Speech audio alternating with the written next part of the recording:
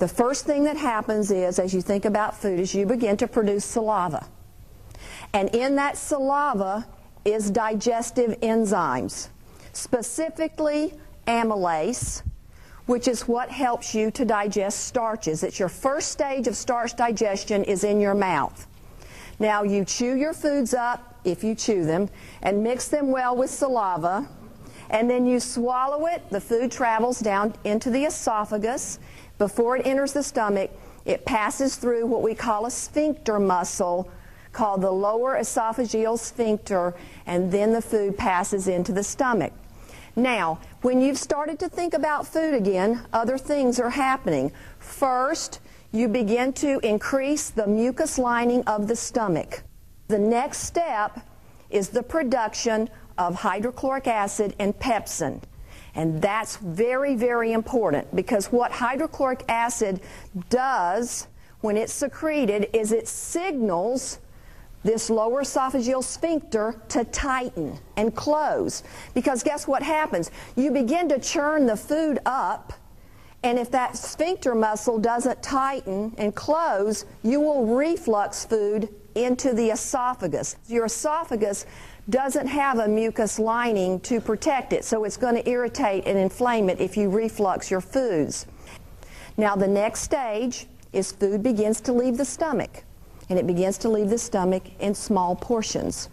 So as it leaves, you have two ducts, and that's duct, not quacking ducks. It's a duct. And this duct comes from the pancreas, and that's where your digestive enzymes are produced. That's protease for protein digestion, amylase for starch digestion, and lipase for fat digestion.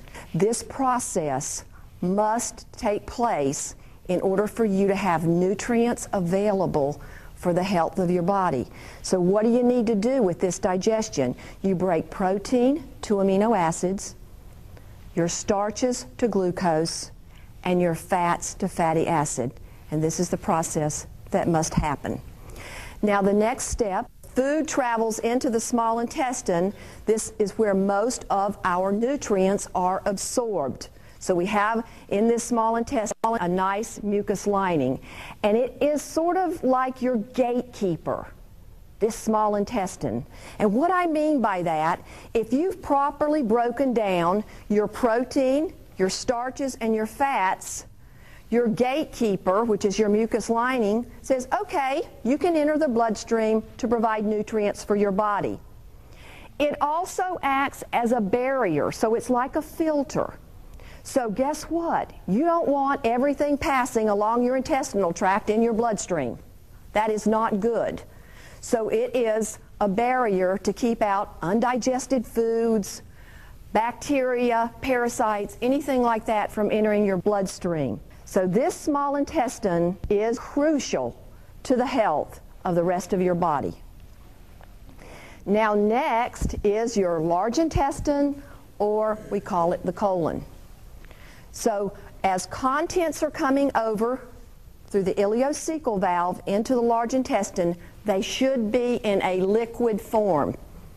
What does the colon do? It takes the water out of it. Very simple. It moves it up across the transverse colon, down the descending colon, and out the body.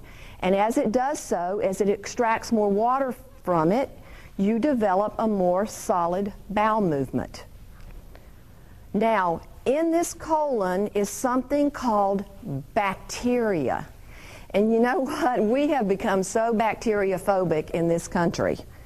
But this bacteria, most of it, is very friendly to you, and you have about 2 to 4 pounds of it, which is about the size and weight of a brick. Now, next thing that occurs is something called a bowel movement that we don't want to talk about.